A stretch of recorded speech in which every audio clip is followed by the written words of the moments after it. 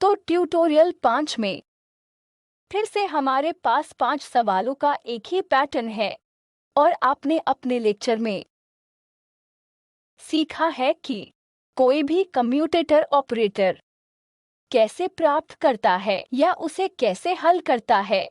तो यहाँ कम्यूटेशन संबंध प्राप्त करने के लिए कम्यूटेशन के आधार पर सवाल होंगे।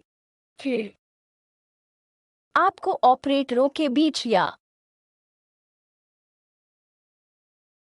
मैट्रिसेस के टर्म्स में कम्यूटेशन की गणना करनी होगी ताकि हम ट्यूटोरियल के भाग को कवर करें और बाद के भाग में आपको मोमेंटम ऑपरेटर की कुछ एक्सपेक्टेशन वैल्यू या हैमिल्टनियन की आइगन स्टेट एनर्जी प्राप्त करना है। और एक और एक्सरसाइज है जिसमें आप कम्यूटेटर एक्सप्रेशन बनाते हैं।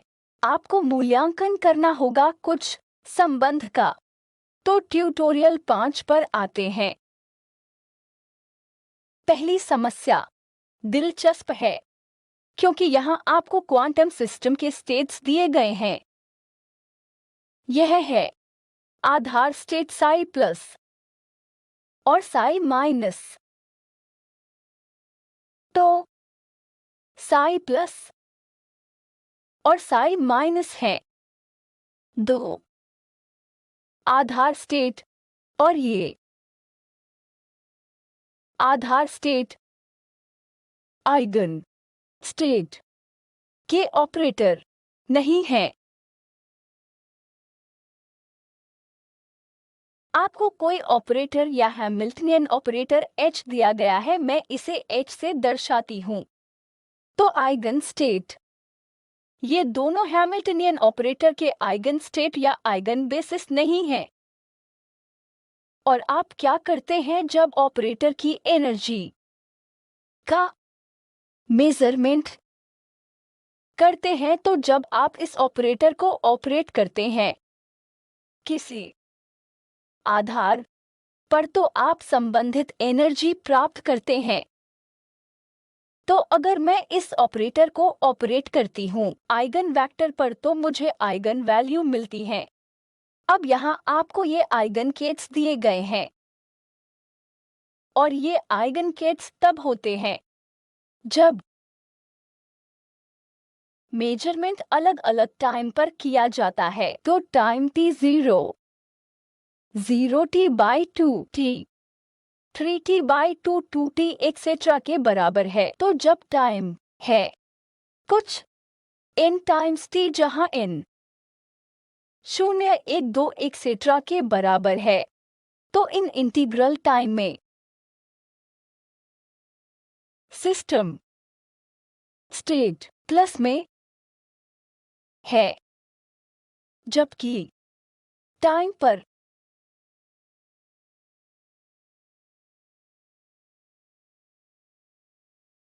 जब यह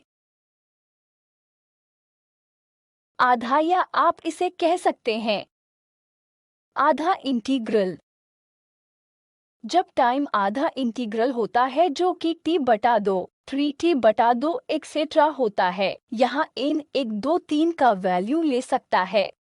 सिस्टम स्टेट केट माइनस में है इसलिए फिर से हम ब्रा और केट नोटेशन पर है। यह एक केट प्लस और यह केट माइनस स्टेट है प्लस जब t टाइम का इंटीग्रल मल्टीपल है टाइम इन t का इंटीग्रल मल्टीपल है और आइगन वेक्टर या केट माइनस है जब टाइम कैपिटल T का आधा इंटीग्रल मल्टीपल है। इसलिए आपको हैमिल्टनियन के पैरामीटर का एक पैरामीटर बनाना होगा जो कम कर देता है उपरोक्त फिजिक्स को और पैरामीटर और टाइम के बीच एक संबंध देता है। तो चलिए अब शुरू करते हैं। हम यह मानते हैं कि हैमिल्टनियन ऑपरेटर एक आइगन वेक्टर है एक आइगन वेक्टर के रूप में 0 और 1 है, ठीक। और उदाहरणों के पिछले सेट में आपने देखा है कि आइगन वेक्टर को नोटेशन के रूप में लिखा गया है। जिस नोटेशन का हमने उपयोग किया वह है 1 और 2। यहाँ हमारे पास 0 और 1 है, तो 0 और कुछ नहीं होगा और 1 होगा। मान ले वह हैमिल्टनियन ऑपरेटर के आइगन केट है 0 और 1। आप देख सकते हैं कि वे ऑर्थोनॉर्मल हैं और सामान्यीकृत हैं, तो ये हैं आइगन केट या आइगन वेक्टर हैमिल्टनियन ऑपरेटर के। अभी जब मेरे पास ये ऑपरेटर हैं, संबंधित आइगन वैल्यू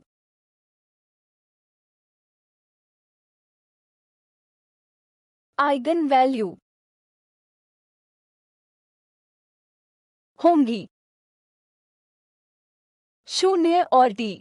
ठीक है, हम किसी एक वैल्यू को 0 के रूप में चुन सकते हैं ग्लोबल मिनिमा के कारण, तथा यह मेजरमेंट की वैल्यू प्रभावित नहीं करेगा। यह प्रभावित नहीं करेगा मेजरमेंट की वैल्यू। तो अब इन केट्स को स्टेट प्लस और माइनस के टर्म्स के आधार पर दर्शाया जा सकता है। तो ये केट्स है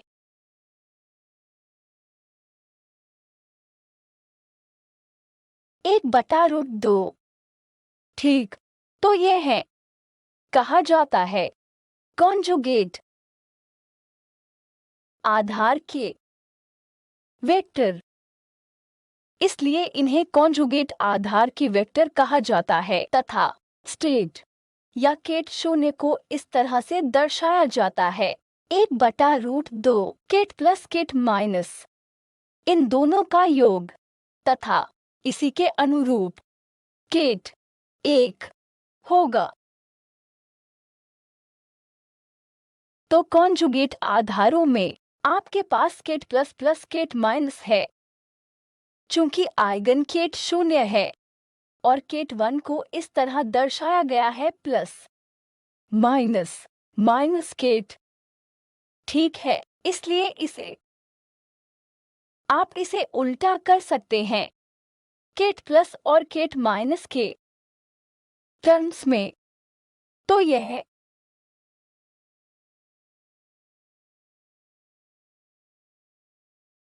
यह सरल तरीके से उल्टा जा सकता है इस तरह से, ठीक।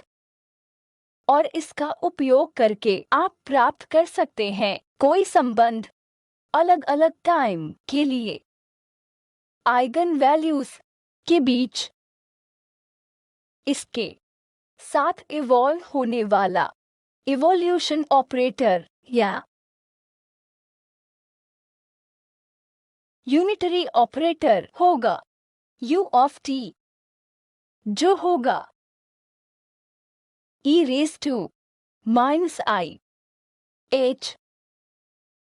यह है यूनिटरी ऑपरेटर या टाइम इवोल्यूशन।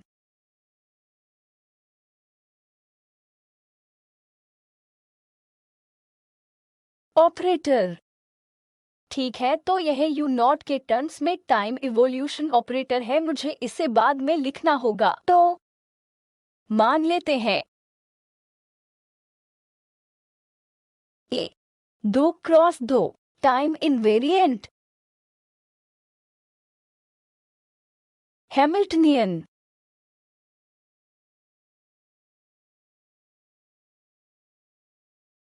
h है, जिसके साथ हमने माना है कि आइगन वैल्यूज 0 और e हैं। तो 0 और e एनर्जी आइगन वैल्यू के अनुरूप हैं। अब हैमिल्टनियन ऑपरेटर 0 आइगन वैल्यू के साथ हम अनुमान लगा सकते हैं या वैल्यू सकते हैं, क्योंकि इस तरह के मेजरमेंट के तहत ग्लोबल फेज इनवेरिएंट है। तो यह महत्वहीन होगा। इसलिए हैमिल्टनियन ऑपरेटर को अब मैं लिख सकती हूँ 1 1। ठीक। तो फिर से इस नोटेशन पर वापस आने पर तो हैमिल्टन ऑपरेटर इस रूप में लिखा जाएगा। ठीक है, आपको उन सवालों को याद करना होगा जो हमने ट्यूटोरियल 3 और ट्यूटोरियल 4 में की हैं। हमने ऐसे सवाल किए हैं। तो अब जब आप लिखते हैं यूनिटरी ऑपरेटर, इसे वापस लिख रहे हैं, यह यूनिटरी ऑपरेटर, यह टाइम t 0 के बराबर से टाइम t कुछ t के बराबर से निकल रहा है। इसलिए टाइम इवोल्यूशन ऑपरेटर दिया जाता है। इसके द्वारा हमें इसे ऑपरेट करना है। मान लीजिए हम इस ऑपरेटर को संचालित करते हैं कुछ आधार वेक्टर या आधार स्टेट पर। हमारे पास होगा u ऑफ t, जो कुछ और नहीं बल्कि i h t upon h cross है, जो बराबर होगा, इसको लिखते हैं, यह e raise to minus i e t upon h cross, एक और शून्य के आधार के टर्म्स में हमारे पास है यह। तो टाइम पर t बराबर है 0 के। हम ऑपरेट कर सकते हैं तो वेव फंक्शन। तो मैं स्टेट वेक्टर का टाइम इवोल्यूशन लिखती हूँ।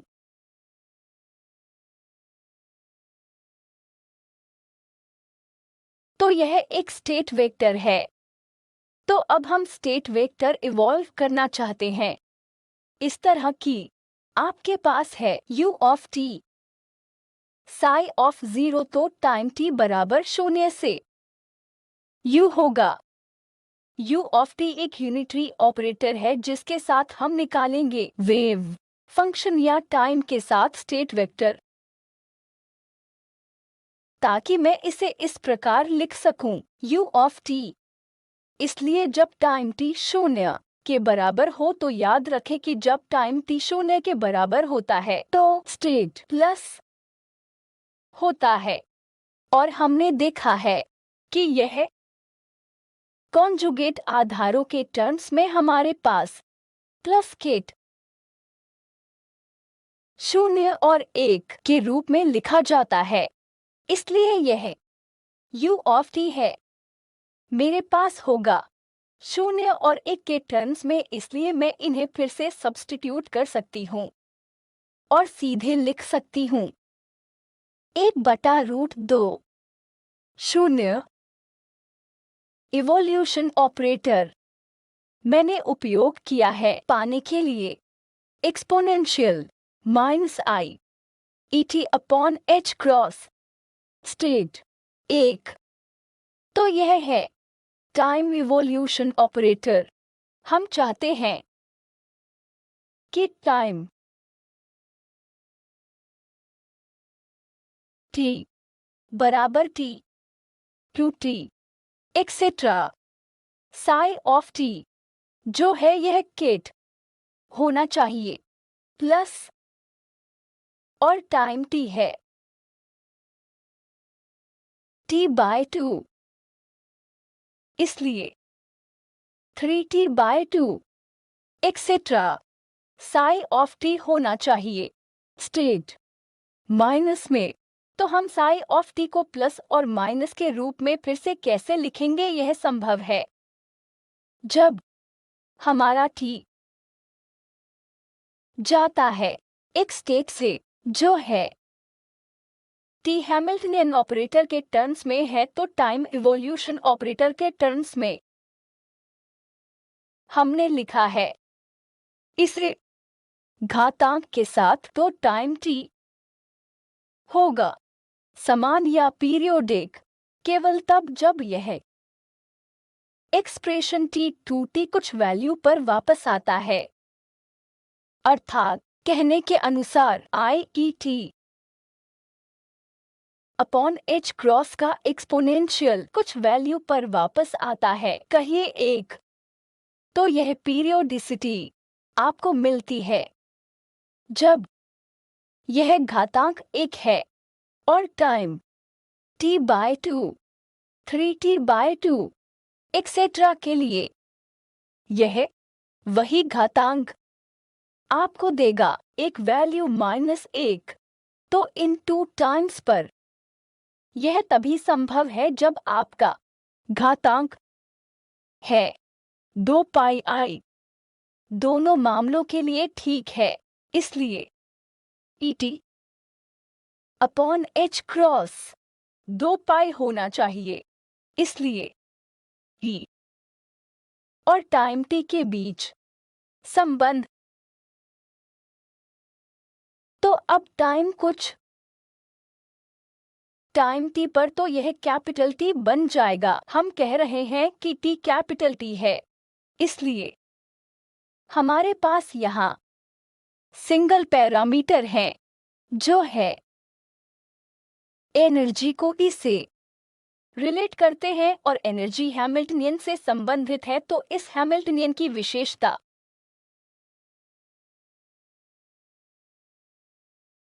है एक सिंगल पैरामीटर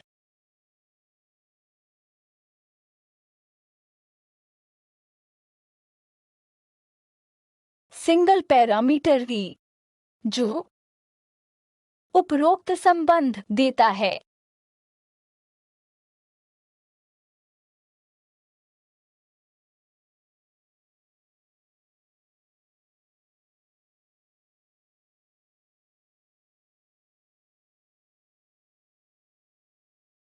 ठीक, आपने मुझे लगता है पहले से ही किए हुए हैं कुछ संबंध जैसे x। तो यहाँ कम्यूटेटर्स हैं जैसे x, p।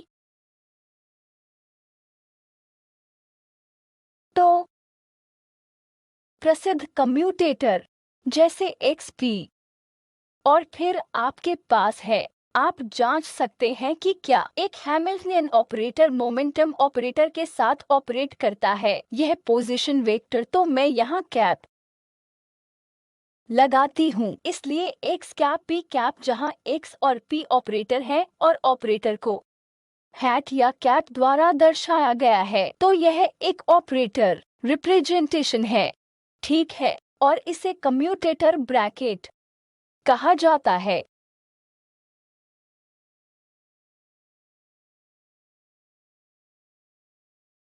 ठीक, दो ऑपरेटर कम्यूट करते हैं, ऑपरेटर A और B कम्यूट करते हैं, जिसका अर्थ है कि A और B जब आप कम्यूटेड ब्रैकेट में रखते हैं तो यह 0 होता है। आप आगे आने वाले लेक्चर में देखेंगे कि हम क्यों जांचते हैं कि क्या दो ऑपरेटर कम्यूट करते हैं या नहीं। इसलिए जब दो ऑपरेटर कम्यूट करते हैं तो वे साथ ही साथ बनाते हैं एक आइगन केट। इसलिए A की मेजरमेंट P की मेजरमेंट को प्रभावित नहीं करती है। इसका मतलब यह हो सकता है कि जब आप एक ऑपरेटर A, B या A आइगन वेक्टर ऑपरेट करते हैं, यह इसके बराबर है।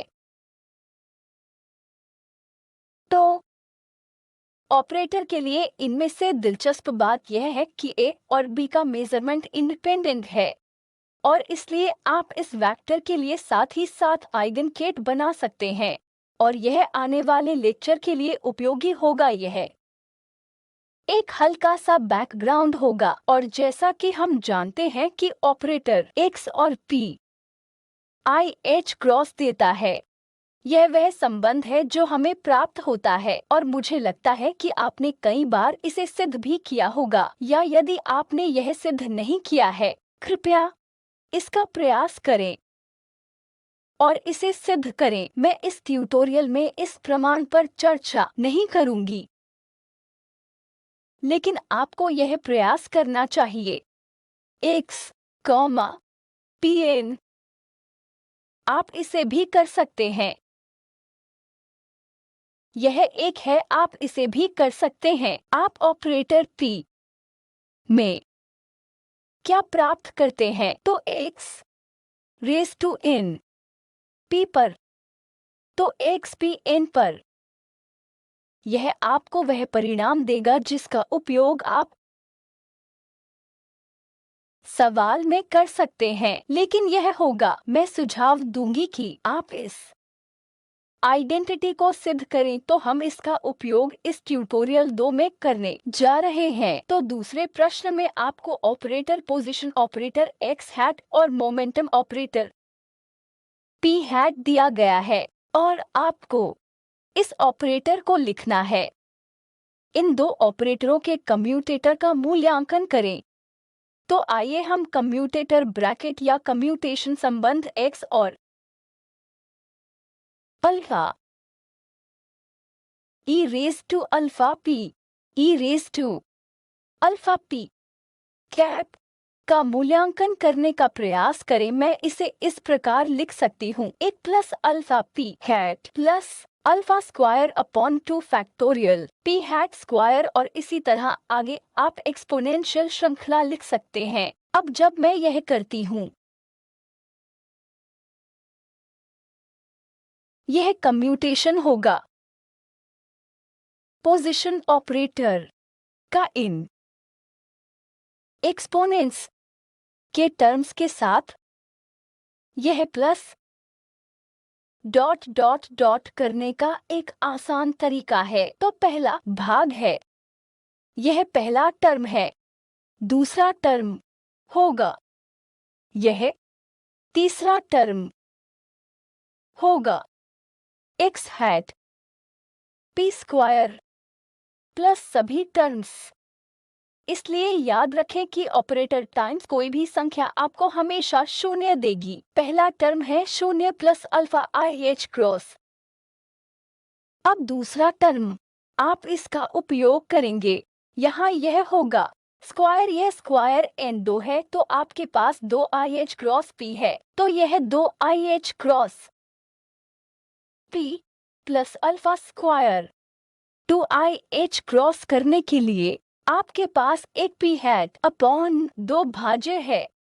तो इस अल्फा i प्लस का परिणाम क्या होगा? आपके पास अन्य टर्म्स हैं, अल्फा IH क्रॉस प्लस आपके पास है 2 2 कैंसिल हो जाएगा। आपके पास है alpha square h cross p hat. मैंने कुछ भी मिस नहीं किया है, ठीक है। मेरे पास i का भी एक फैक्टर है प्लस n टर्म। तो जनरल रूप में क्या मैं इसे इस प्रकार लिख सकता हूँ i, इसलिए इस i ले सकते हैं IH क्रॉस अल्फा और मेरे पास है एक प्लस दूसरा टर्म होगा अल्फा p हैट प्लस और इसी तरह आगे। तो यह कुछ नहीं है, फिर से आपको एक एक्सपोनेंशियल सीरीज देगा। तो यह होगा x e raise to alpha p hat, यह और कुछ नहीं IH cross e raise to alpha p hat है। तो मुझे यही मिलता है इसे करने के बाद, और मैंने अल्फा छोड़ दिया है जिसे मैंने यहाँ रखा है, इसलिए यह वह एक्सप्रेशन है जिसे मैं x e raise to alpha p के कम्यूटेटर के लिए प्राप्त करती हूँ। अब अगर मैं अल्फा को मेरे प्रश्न से बदल दूँ तो i a upon h cross, तो मैं अल्फा को i a upon h cross e raise to i a p cap upon h cross से बदलती हूँ। यह क्या होगा? h क्रॉस, यह होगा i h cross e raise to i a p cap on h cross. यह कुछ और नहीं बल्कि minus a e raise to i a p cap upon h cross से बदलती हूँ। तो मुझे यही मिला है। इन दो ऑपरेटरों के कम्यूटेटर खोजने के बाद याद रखें a एक कांस्टेंट है एक कांस्टेंट के रूप में और इसकी लेंथ का डायमेंशन ली है। यह है लेंथ का डायमेंशन। आप यहाँ से देख सकते हैं, यहाँ से देखना बहुत आसान है। अब प्रश्न का दूसरा भाग दिखा रहा है कि x इस ऑपरेटर का आइगन स्टेट है। इस ऑपरेटर का आइगन स्टेट है, मेरे पास एक exponent e raise to i p hat upon h cross है। मैं x पर ऑपरेट करती हूँ, तो जब मैं x हैट को x पर ऑपरेट करती हूँ तो मुझे मिला x टाइम्स x। ठीक, तो x कुछ आइगन स्टेट है एक पॉजिटिव ऑपरेटर का। आप उसका मूल्यांकन करें। तो अब अगर मैं इसे ऑपरेट करती हूँ इस पर e raise to i h cross, तो अब हमारे पास है कम्यूटेशन संबंध। तो अगर मैं लिखती हूँ x हैट को इस ऑपरेटर रूप में मैं परिभाषित करती हूँ कि x i का कम्यूटेटर x माइनस या प्लस पर ऑपरेट करता है। मुझे देखने दे, यह x e raise to i है, फिर मेरे पास a माइनस है, तो मेरे पास होगा a plus e raise to i p hat upon h cross x पर। तो मेरे पास यही है, यह मुझे देगा। यह संबंध हमने देखा है, यह कम्यूटेटर देता है minus A E raise to I H cross तथा ऑपरेटिंग x वेक्टर पर मुझे देगा x। तो मेरे पास है x minus A E raise to I p hat upon h cross. इसलिए अंतिम चरण है e raise to I p hat upon h cross x minus A e raise to I A P hat upon h cross x होगा। यही मेरे पास था, सही। तो हम यहाँ देखते हैं कि कुछ अन्य वेक्टर x हैं। तो हम यहाँ प्राप्त करते हैं कि e raise to I p upon h cross x एक आइगन स्टेट। इस ऑपरेटर को मैं कहूंगी कैपिटल X। तो यह कैपिटल X एक आइगन स्टेट है। ऑपरेटर X का आइगन वैल्यू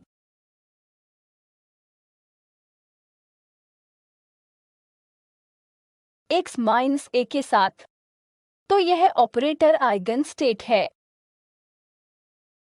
इसका केट ऑपरेटर एक आइगन स्टेट है ऑपरेटर छोटे x का, जिसका eigen value x minus a है। इसका मतलब है कि e raise to I p cap upon h cross है यूनिटरी ऑपरेटर। यह यूनिटरी ऑपरेटर है। यह यूनिटरी ऑपरेटर क्या करता है? यह x को x माइनस a में करता है।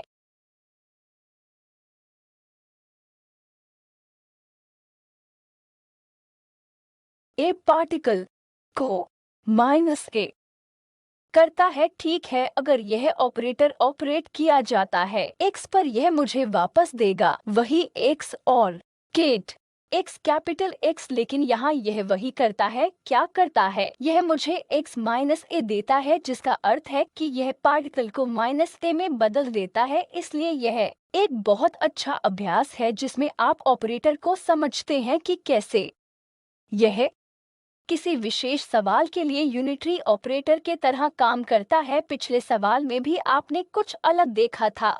तो इसके साथ हम यहीं रुकते हैं।